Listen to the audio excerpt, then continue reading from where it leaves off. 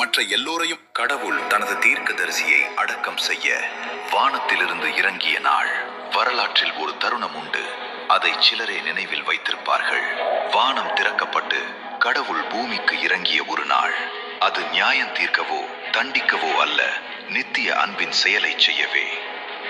அன்று கடவுளுடன் நேருக்கு நேர் பேசிய, எரியும் முட்செடியில் அவரது மகிமையை கண்ட, ஒரு முழு ஜனத்தையும் பாலைவனத்தின் வழியாய் வழிநடத்திய தீர்க்கதரிசி காலமானார்.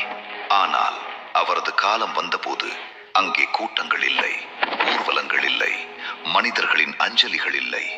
நேபோ மலையின் அமைதியும் சிருஷ்டிகரின் பிரசன்னமும் மட்டுமே அங்கே இருந்தது.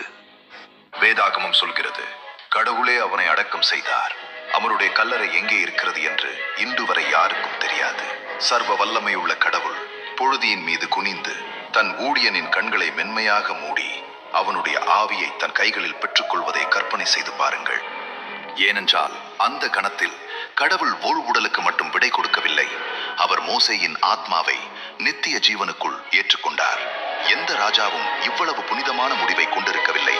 ஏனென்றால் மோசே மரித்தபோது கடவுள் தூதர்களை அனுப்பவில்லை, கடவுளே நேரில் வந்தார். இந்த காட்சி நமக்கு ஒரு ஆழமான உண்மையை வெளிப்படுத்துகிறது. கடவுளுக்கு அவருடைய உண்மையுள்ள பிள்ளைகள் ஒருபோதும் மறக்கப்பட மாட்டார்கள்.